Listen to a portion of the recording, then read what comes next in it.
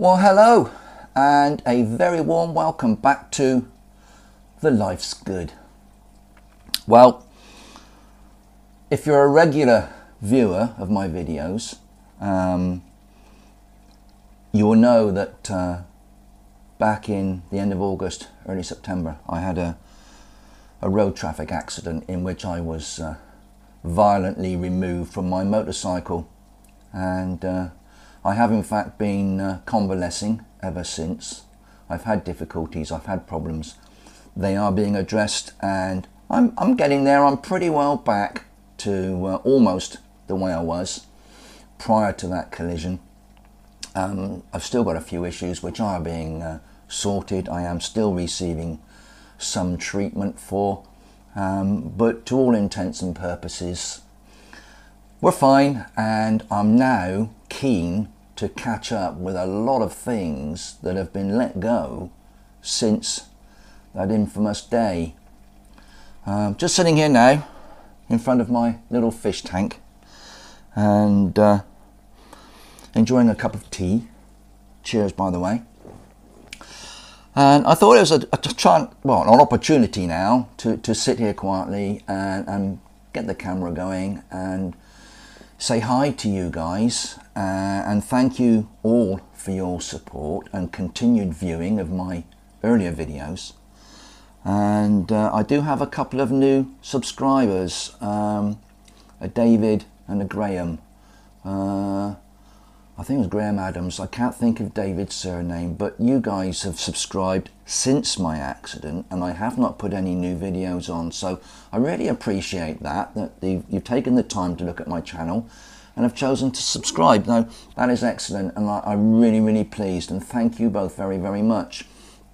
And thank you all of my subscribers for staying with me. I haven't lost any subscribers, and my videos are continuing being viewed on YouTube, so that pleases me immensely. So thank you to everybody for your continued support. Right guys, well, I think I've put a couple of videos of the fish tank on before. It's all much the same. The decor changes now and again, and there's a few different fish in here, but the fish tank isn't the reason for today's video. The reason was to quickly whiz you around out in the garden, round the home, and do a very quick catch up on everything that was taking place prior to September, and bring you up to speed with how we are and where we're at this point in time. And today is the 21st of October 2019, rapidly approaching winter now, very autumnal outside, lots of tidying up to do, lots of catching up to do. So what I'm going to do is I'll lift you off the tripod, or move the tripod around, and give you a quick resume on everything that's going on at the moment and all the work that I've got in front of me to catch up. So bear with me, and we'll get organised, and welcome back to The Life's Good, and let's see what's going on, shall we? See you in a minute. Well, I wasn't sure in what order I was going to take you around when I started making this video today. However, I started in the corner by the fish tank, and I thought I'll just make my way out to the kitchen and show you a few bits here, and then we'll go outside, we'll check on Daisy and have a look at everything out there. But here, produce from the garden this year. If you were watching my videos, you will know that there was quite a bit of produce on my small vegetable plot that was about ready for harvesting and has become ready since. And a lot of it has been taken and used. Now, unfortunately, I haven't been in a position to make lots of videos on everything that we've done. But by way of a catch-up, the winemaking videos, the rhubarb wine in particular, that is still in the demijohn. I just lift this one out the way, pulling off the bung as we do. The rhubarb wine is ready for bottling now. I've taken a lot longer to do this than perhaps I would normally. It's been ready for bottling for quite some time. It's a pale pink rosé colour. I can confirm that it tastes quite delicious. It's been racked off, i.e. it's been siphoned from a demijohn into a clean, sterile demijohn 3 times now, I think, possibly. And this now is quite clear, and there's a small amount of sediment in the bottom. What I will do now is this needs to be racked into bottles, or at least it needs to be bottled now. I will siphon it from here, remove it from the sediment into another clean sterile demijohn, and then immediately from that demijohn into clean sterile wine bottles. And this quantity in this one demijohn should fill 6 wine bottles. Now, if I move back to one side, that's the rhubarb wine. In the meantime, we harvest it, or what's the word when you go out foraging for blackberries or brambles. And Cheryl collected pounds and pounds of blackberries, which we've used with apples from our tree to make crumbles and pies. We've also made some jam, and I managed to take 3.5 pounds of those blackberries, and I've produced a bramble wine. This is going to come out at about 11 to 12% ABV, alcohol by volume. It's been racked a couple of times, and there was a little bit of sediment in the bottom of this one, but it's a really nice red wine colour. Again, tastes delicious, and that also is ready for bottling. So with these 2 demijohns, once they're bottled, that will give us 12 or a dozen bottles of lovely hedgerow wine, fruit wine, call it what you like.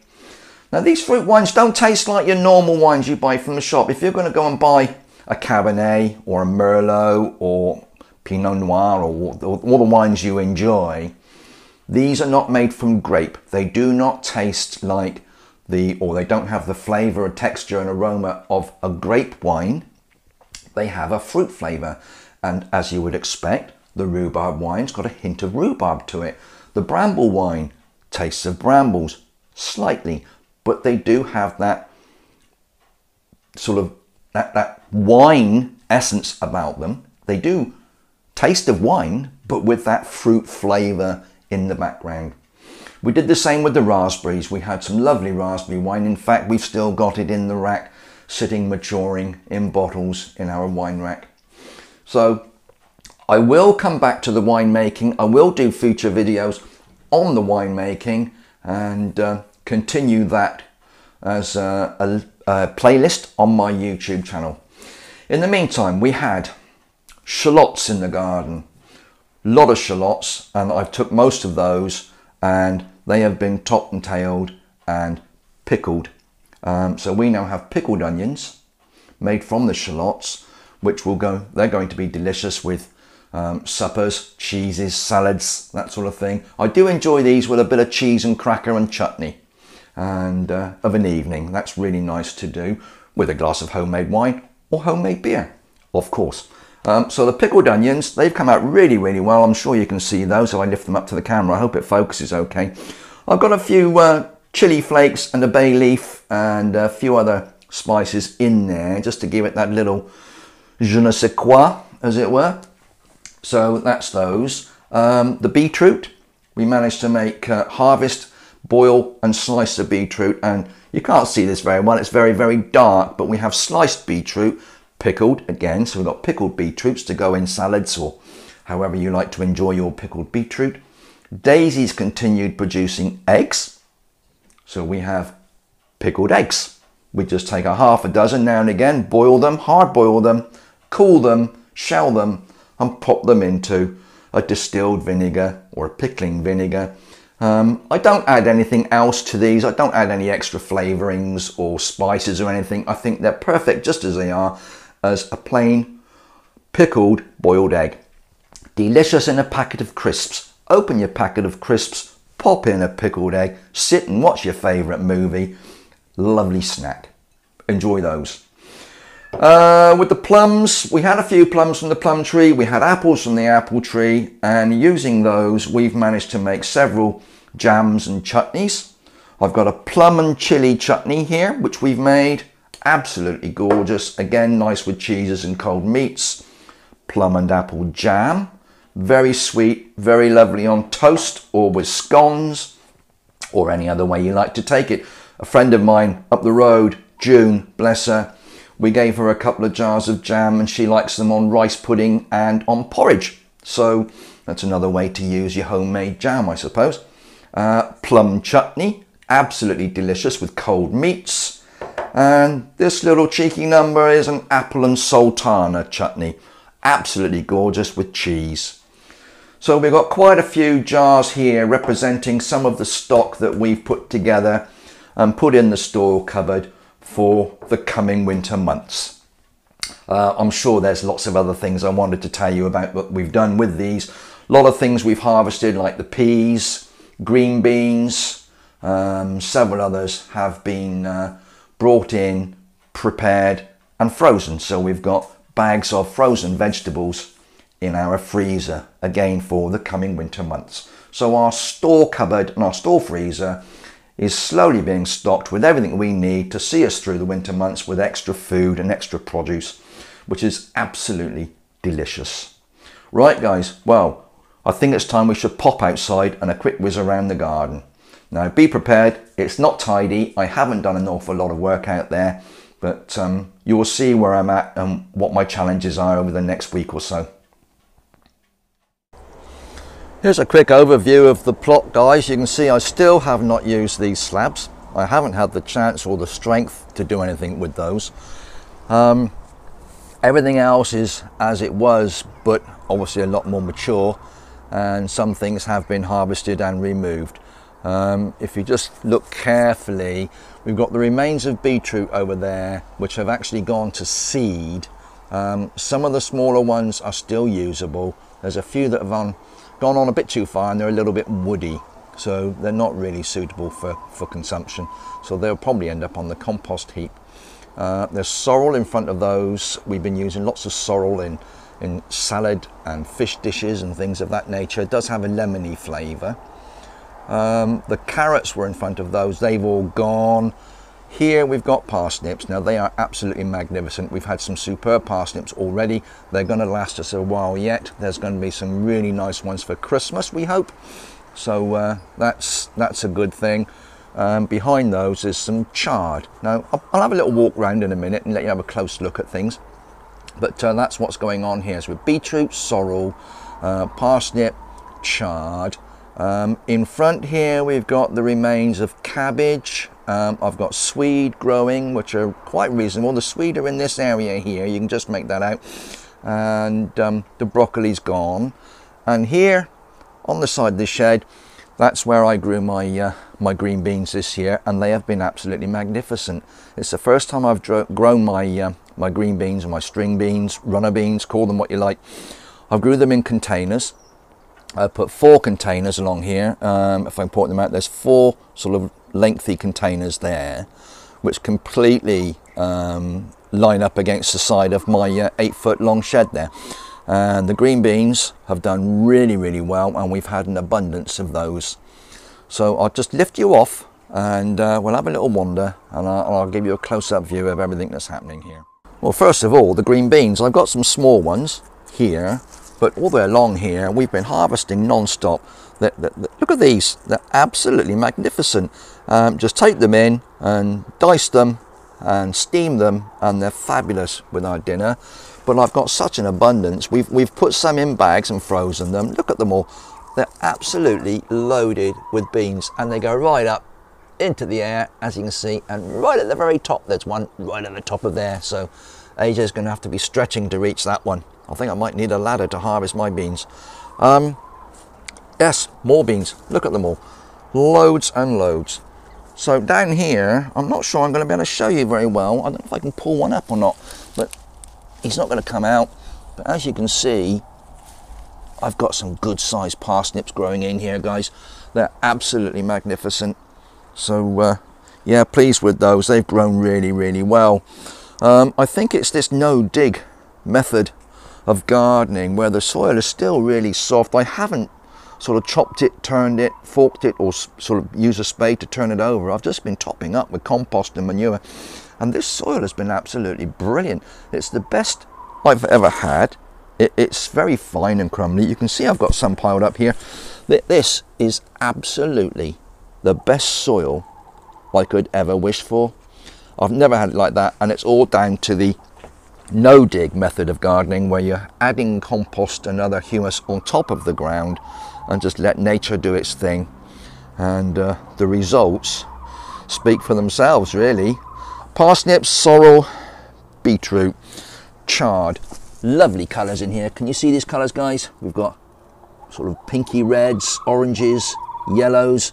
We love these leaves, we love the stems. They're great steamed as a hot vegetable. I sometimes put garlic on them and serve them with other things. I experimented with a few chilies this year, and you'll have to excuse the aircraft going overhead. It's only a small one, he shouldn't interrupt us too much. But we've got a few chilies I planted outside. Now, they do have small chilies developed on them, but I don't think they're going to come to much, because the weather's actually turning now, getting colder, becoming more autumnal, leading into winter. I don't think these will survive, to be perfectly honest. And just behind there, some lovely spring onions, which I sowed late. They were a late sowing. Daisy, I'm talking, man. Thank you. Honestly, that chicken. Yeah, so we got some lovely spring onions. I keep nipping out here and grabbing a handful and having those with salad, sandwiches, and in stir fries and all manner of other things. They are really lovely, and they're a little bit hot as well, so I'm quite pleased with those. Behind there, some of them are going to seed, but that's my leeks, and we've been using lots and lots of leeks. I did grow them as a sort of a modular cell and put them out in clumps, and as you can see, we've got some really nice leeks here, and just pull those gently, take them in, prepare them, and again steamed alongside your dinner. I did put some in with some sausages and had a leek and sausage casserole, which was absolutely gorgeous. Oh, such a lovely flavour, guys. A couple of odd sunflowers here I notice. That's a particularly splendid one there. I can't remember the names of these. I really can't remember the names of these chaps, but they're a small, short variety. There's one at the back there's been beaten down, I see. And if you look along the raspberries there, there's half a dozen or so here, with little yellow heads on. They look absolutely lovely and colourful against all the other autumnal colours. Right, now listen, Daisy. What's going on, Daisy? You want to say hello to the viewer? Yes. Say hello. Yeah? You always like to be in on the act, don't you? She is cheeky, guys.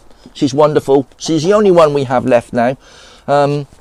We have decided that once she's gone, we're probably not going to worry about having any more hens at home. I'm going to recover this area as a growing space for more vegetables of some description. Not sure what yet or how that's going to evolve. That might be something for next year or so. As you can see, her hut here takes up quite a lot of room, and I can grow an awful lot of produce in an area that size. Fruit cage is all settled down. We've had an abundance of fruit from there this year. Absolutely gorgeous black currants, red currants, with which we've made wine and jam. Fantastic. Right, and a quick whiz round here. The potatoes have all been harvested. They were grown in tubs. I had these large tubs which I use for potatoes. We had easy £3 or so from each tub, maybe 4 on some of the big ones. I think I grew Royal Gala and King Edward's. I can't remember now, guys, it's a while back, and a lot's happened since then. But yeah, so potatoes, great. Little tub of strawberries. Well, there was a few strawberries on those this year. We haven't got a strawberry bed anymore. Used to have one in this corner, but I removed it in order to grow more vegetables, and the better of the plants I put in a tub here, and they're okay, but I might consider doing something more with those. Now, the greenhouses unfortunately have suffered a little. I did have a lot of chilies in this one. We've got the remains of some flowers that were never used, and I've got chilies in here. Unfortunately, the chilies have succumbed to a greenfly infestation. I have tried treating it with chemicals. They keep coming back. As you can see, that is not a pretty sight. I've got a lot of the little white deposits left over from the greenfly. That is not a pretty sight. I'm probably just going to have to remove all these, either burn them or compost them or something. But they have not matured to a decent sized chili, although a couple of these look a bit like Scotch bonnets. I'm not entirely certain whether they're supposed to be in a pepper as opposed to a chili. I don't know.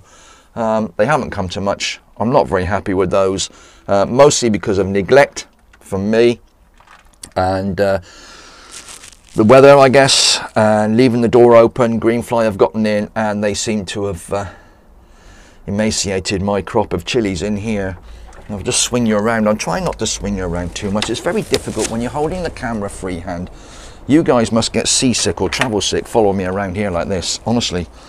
There's a few chili plants left in here. Now, I keep taking a couple indoors, but they're growing, but they're not maturing. They're not producing much. They're just stunting. I've fed them. I've done all sorts. Still not working. And the tomatoes, they look a bit dry today, which is a bit sad again. Sadness. Honestly, it's frustrating for me that I haven't been out here. I have been invalided, and trying to get out and do things has been an absolute nightmare. And I'm out here today. It's great to see tomatoes in here. I've got lots of green ones. They will be fine. If I don't use them for anything else, I can make a green tomato chutney. Some of them have started to mature. I've got some red ones in here which I can harvest today and put in my salad. Some nice ones there. But you see, if you look carefully, look at that. Now that one has split, and that's basically down to poor watering. I haven't maintained the watering as regularly as I should, and that is the result of poor watering. So my fault-ish, wasn't my fault, but as a result of not being able to get out and look after this properly, things are sort of deteriorating and getting away from me. But as I said, we're on the mend, we're getting up there and getting on with it, and hopefully I can do something with all of this. Right guys, I'll finish here and I'll do a quick farewell to you in a moment. Well look, thanks for sticking around guys, thanks for watching to the end. I did ramble a little bit, I'm sure, but I just wanted to let you all know that AJ's getting there, and I'm going to be making more videos very soon, and hopefully showing you lots of things that you can be doing or creating or making or whatever it is. And Bob and I are just going to relax for a little while this afternoon. Maybe partake of some cheese and crackers with a bit of chutney. He likes the crackers, not the chutney. Don't you, Bob? Bless him. Well look, thank you all so very, very much for your continued support. Welcome back to the Life's Good, and hopefully the next video will be a little more structured, a little bit more instructional, and help you with whatever you're doing on your gardens or in your home, in your kitchen, with your home produce, your winemaking and your fruit and veg. Guys, I'll speak to you soon. Once again, thank you. Don't forget to subscribe if you haven't already. Hit the bell for future updates, and we, Bob and I, and Daisy, and Cheryl, will see you all again soon in the Life's Good. Bye bye now.